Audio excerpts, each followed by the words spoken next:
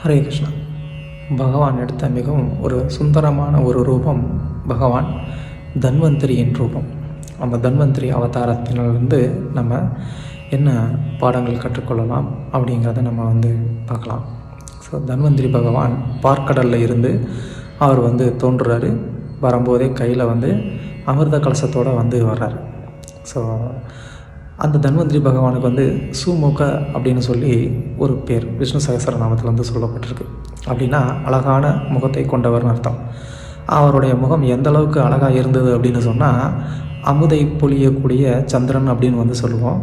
அந்த சந்திரனை விட 100 மடங்கு அந்த அவருடைய முகமானது சுந்தரமானதாகவும், அமிர்தத்தோட இனிமையானதாகவும், அமிர்தத்தை பொழியக்கூடிய ஒரு முகமாகவும் அந்த முகமானது இருந்தது. இது ஏன் இப்போ சொல்ல வரோம் அப்படின்னு சொன்னால், அவர் எல்லா சூழ்நிலைகள்லேயும் அதே மாதிரியே தன்னுடைய முகத்தை வைத்திருந்தார். ஏன்னா இப்போ இந்த பகவான் தன்வந்திரி பகவான் கலசத்தை எடுத்துகிட்டு வெளியில் வரும்போதே என்ன ஆயிடுறாங்க, அசுரர்கள் அவர்கிட்ட இருந்து அந்த அமிர்த கலசத்தை எடுத்துகிட்டு போயிடுறாங்க. அப்போ அச்சோ, என்ன பகவான்கிட்ட இருந்தே அசுரர்கள் அந்த அமிர்த கலசத்தை ஏமாற்றி எடுத்துகிட்டு போக முடியுதா, இல்லை அவர்கிட்ட பறிச்சுட்டு போக முடியுதா? அப்போனா பகவானோட அசுரர்கள் சக்திசாலிகளாக இருப்பாங்களோ அப்படின்னு நமக்கு தோணும். ஸோ இங்கே இதிலிருந்து நம்ம என்ன கற்றுக்கலாம் அப்படிங்கிறத பார்க்கலாம். ஃபஸ்ட்டு பகவான் ஜிதக்ரோத அப்படின்னு சொல்லப்படுது. பகவான் கோபத்தை வென்றவர் அப்படின்னு அர்த்தம். அப்படின்னா கோபமானது அவருடைய கண்ட்ரோலில் இருக்குது. அவருக்கு எப்போ கோபத்தை வெளிப்படுத்தணும், எப்போ கோபத்தை வெளிப்படுத்தக்கூடாது அப்படிங்கிறது தெரியும். அந்த நேரத்துலையும் அவர் எப்போதும் அழகான அந்த புன்னகை மாறாத அந்த முகத்தோடைய அவர் இருக்கிறார். தன்னுடைய கையிலிருந்து இந்த கலசத்தை இவங்க அபகரிச்சுட்டு போயிட்டாங்களே அப்படின்னு சொல்லி அவர் கொஞ்சம் கூட ஆக்ரோஷமான ஒரு முகத்தை அவர் வெளிப்படுத்தலை. அவர் சிரிச்சுக்கிட்டே இருக்கிறார். ஸோ அப்படின்னா எவ்வளவு தான் ஒருத்தர் புத்திசாலியாக இருந்தாலும், பலசாலியாக இருந்தாலும், செல்வந்தராக இருந்தாலும், அவர் கைக்கு வந்த ஒரு சந்தர்ப்பமானது என்னாகலாம், எதிர்பாராத விதத்தில் அது இன்னொருத்தருடைய கைக்கு போகிறதுக்கான ஒரு வாய்ப்பு இருக்குது அப்படிங்கிறத பகவான் நமக்கு உணர்த்துறாரு. பகவானுக்கு சக்தி இல்லை அப்படின்னு அர்த்தம் கிடையாது. இன்னொரு அர்த்தம் என்ன அப்படின்னு சொன்னால், அமிர்தம் அப்படிங்கிறது தேவர்களுக்கு தான் கிடைக்கணும். ஏன்னா தேவர்கள் தர்மப்படி வாழக்கூடியவங்க. அசுரர்கள் வேதத்தை கடைப்பிடிக்க மாட்டாங்க, அதர்மப்படி வாழக்கூடியவங்க. அவங்க கைக்கு போயிடுச்சுன்னா அவங்க இன்னும் சக்திசாலிகளானாங்கன்னா அப்போது உலகத்துக்கு அது நல்லதில்லை. அப்போ ஏன் பகவான் அவங்க கையில் கொடுத்து விட்டாரு அப்படின்னு சொன்னால், இப்போது தேவர்களுக்கு தான் இதை டைரெக்டாக கொடுக்கணும்னு சொல்லி அவர் கொடுத்தாருன்னா அப்போ என்ன ஆகும், பகவான் பாரபட்சமாக நடக்கிறாரு அப்படின்ற ஒரு கருத்து வரும். பகவான் உண்மையிலே அவர் பாரபட்சமற்றவர். ஆனாலும் யார் தர்மப்படி இருக்கிறாங்களோ அவங்களுக்கு முழு உதவியை கருணையை கொடுக்கக்கூடியவர். இப்போ தேவர்களுக்கு தான் அந்த கருணையை கொடுத்தாகணும். ஏன்னா அவங்க தான் தர்மப்படி நடக்கக்கூடியவங்க. ஆனால் அசுரர்கள் அப்படி இல்லை. ஆனால் அதே நேரத்தில் அசுரர்கள்ட்ட நம்ம என்ன சொல்ல முடியாது, இப்போ உங்களுக்கு இதை கொடுக்க முடியாது அப்படின்னு சொன்னால் அப்போ தேவையில்லாத ஒரு சண்டை வரும், யுத்தம் வரும். ஏற்கனவே யுத்தம் பண்ணி தான் தேவர்கள் ஆல்ரெடி சக்தி இல்லாமல் இருக்கிறாங்க. அதனால் இப்போது அந்த யுத்தத்துக்கான நேரம் இல்லை. இப்போ யுத்தம் பண்ணால் நல்லாவும் இருக்காது அப்படின்னு சொல்லி பகவான் என்ன பண்ணுறாரு, முதல்ல அமிர்தத்தை அவங்க கையில் கொடுக்குற மாதிரி கொடுத்துட்றாரு. ஆனால் கொடுக்கும்போது பகவானுக்கு எந்த விதமான கோபமும் இல்லை, வருத்தமும் இல்லை. அவர் ஐயோ ஒரு ஃப்ரஸ்ட்ரேஷன் ஆகலை, என் கைக்கு ஒரு சந்தர்ப்பம் இப்படி போயிடுச்சு, என்னையிட்டு தட்டி பறிச்சுட்டாங்களே அப்படின்னு சொல்லி பகவான் என்ன பண்ணல, அவங்க மேலே எந்த விதமான ஒரு பொறாமையும் வளர்த்துக்கல. நம்மளாக இருந்தால் என்ன பண்ணுவோம், நம்ம கைக்கு வந்த சந்தர்ப்பத்தை இன்னொருத்தர் தட்டி பறிச்சிட்டாரு அப்படின்னு தெரிஞ்சால் இமிடியட்டாக பயங்கரமான ஒரு கோபம் வரும், பொறாமை வரும். அவங்கள எப்படியாவது அழிச்சிடணும் அப்படின்னு நம்ம நினைப்போம். ஆனால் பகவான் அந்த மாதிரி நினைக்காம பொறுமையாக நமக்கு அது கற்றுக் கொடுக்குறாரு. என்ன பண்ணணும், புத்திசாலித்தனமாக இழந்த அந்த சந்தர்ப்பத்தை திரும்ப எப்படி நம்ம மீட்டெடுக்கிறது அப்படிங்கிறத பகவான் நமக்கு கற்றுக் கொடுக்குறாரு. ஸோ பகவான் என்ன பண்ணார், அடுத்து மோகினியாக அவதாரம் பண்ணி அசுரர்கள்கிட்ட இருந்து அந்த அமிர்தத்தை எடுத்து அது என்ன அவங்க வாயாலேயே இந்த அமிர்தத்தை நீங்கள் முதல்ல அவங்களுக்கே கொடுங்க அப்படின்னு சொல்கிற அளவுக்கு, ஒத்துக்கிற அளவுக்கு பகவான் என்ன பண்ணார், மோகினி அவதாரமாக எடுத்து அவங்கள ஒத்துக்கிட வச்சார். ஸோ நமக்கு கிடைத்த அந்த சந்தர்ப்பமானது எதிரியுடைய கைக்கு போயிருக்கலாம், நமக்கு ஆப்போசிட்டாக இருக்கிறவங்களுடைய கைக்கு போயிருக்கலாம். ஆனாலும் திரும்ப அதை எப்படி நம்ம கைக்கு கொண்டு வர்றது அப்படிங்கிறத தான் ஒருத்தர் புத்திசாலித்தனமாக யோசிக்கணுமே தவிர தனிப்பட்ட விதத்தில் அந்த நபர்களுக்கு மேலே ஒரு விரோதத்தை வளர்த்துக்கிறதுல எந்த விதமான ஒரு பிரயோஜனமும் இல்லை. நம்ம முழுவதுமாக பகவானை சரணடைந்திருந்தோம் அப்படின்னு சொன்னால் அப்போ பகவான் என்ன பண்ணுவார், கண்டிப்பாக நம்ம இழந்த அந்த சந்தர்ப்பத்தை திரும்ப நம்மளுடைய கரங்களுக்கு கொண்டு வந்து சேர்ப்பார். தேவர்கள் பகவானையே முழுவதுமாக நம்பி இருந்தாங்க.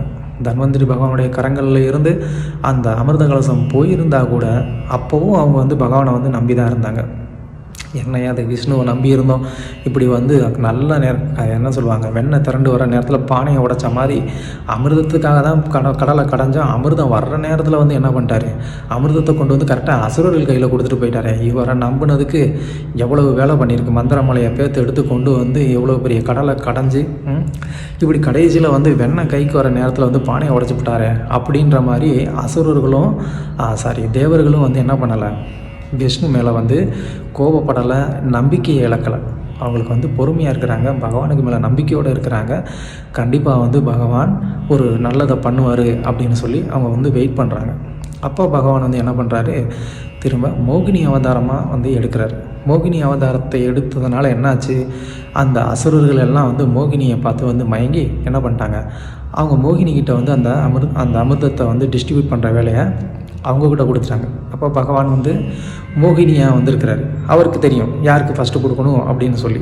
அப்போ மோகினியாக பகவான் என்ன சொல்கிறாரு, இந்த மாதிரி மேலே இருக்கிறதெல்லாம் வெறும் தண்ணி தான், அதில் ஒன்றுமே கிடையாது, சாரமானது அடியில் இருக்குது. நான் என்ன பண்ணுறேன், முதல்ல அந்த தண்ணியாக இருக்கிறதெல்லாம் அவங்களுக்கு நான் கொடுத்துட்றேன், அதில் ஒன்றும் ஸ்ட்ரென்த்தே கிடையாது, அந்த சாரமான அந்த எசன்ஸ் அடியில் இருக்குது, அது நான் உங்களுக்கு கொடுக்குறேன் அப்படின்னு சொல்லி பகவான் என்ன பண்ணுறாரு, ட்ரிக்கி அவங்கள ஏமாற்றி உட்கார வச்சுட்டு எல்லாத்தையும் தேவர்களுக்கு டிஸ்ட்ரிபியூட் பண்ணி முடிச்சிடுறாரு.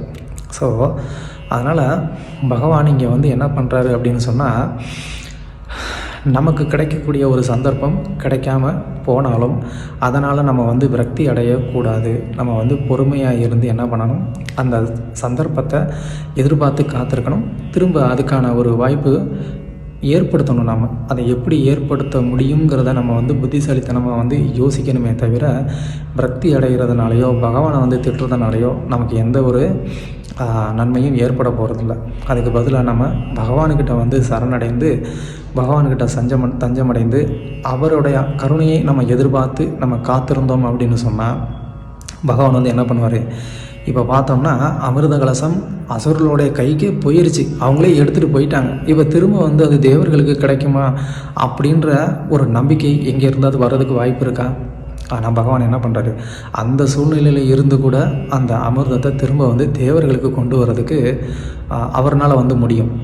ஸோ அதுதான் இங்கே தன்வந்திரி பகவான் என்ன பண்ணுறாரு, அவர் நமக்கு உணர்த்துறார். அதனால் நம்மளுடைய வாழ்க்கையில் பகவானுக்கு மேலே இருக்கக்கூடிய அந்த ஒரு நம்பிக்கையை எந்த சூழ்நிலையிலையும் இழக்காமல் நம்ம என்ன நடந்தாலும் பொறுமையாக நம்ம பகவான் கிருஷ்ணருக்கு செய்யக்கூடிய இந்த பக்தி தொண்டை விடாமல் நம்பிக்கையோடு நம்ம செய்துக்கிட்டு இருந்தோம் அப்படின்னு சொன்னால் அந்த தன்வந்திரி பகவான் எப்படி எல்லா நோய்களுக்கும்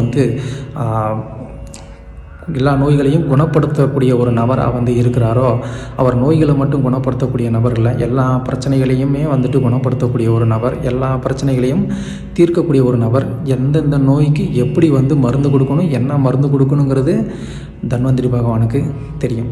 அவர் தான் நம்மளுடைய உடல் ஆரோக்கியத்தை காப்பாற்றுறதுக்காக ஆயுர்வேத சாஸ்திரத்தையும் கொடுத்துருக்கிறாரு. நம்மளுடைய ஆத்மாவினுடைய நன்மைக்காகவும் நமக்கு என்ன மாதிரியான ஒரு மருந்து தேவை, இந்த ஆத்மா இந்த பௌதிக உலகத்தில் இருந்து விடுபட்டு அவருடைய ஆன்மீக உலகத்துக்கு போகிறதுக்கு தேவையான ஒரு மருந்து என்ன, நமக்கு இருக்கக்கூடிய நோய் என்ன அப்படிங்கிறது அந்த பகவானுக்கு நல்லாவே தெரியும். அதனால் பகவான் என்ன பண்ணுறாரு, நம்ம அவர்கிட்ட சரணடைஞ்சிட்டோம் அப்படின்னு சொன்னால் இமீடியட்டாக நம்மளுடைய பல்ஸை பிடிச்சி பார்த்து நம்மக்கிட்ட என்ன வியாதி இருக்குங்கிறத பார்த்து என்ன பண்ணுறாரு, அதுக்கான ட்ரீட்மெண்ட்டை அவர் ஆரம்பிச்சிடுறாரு.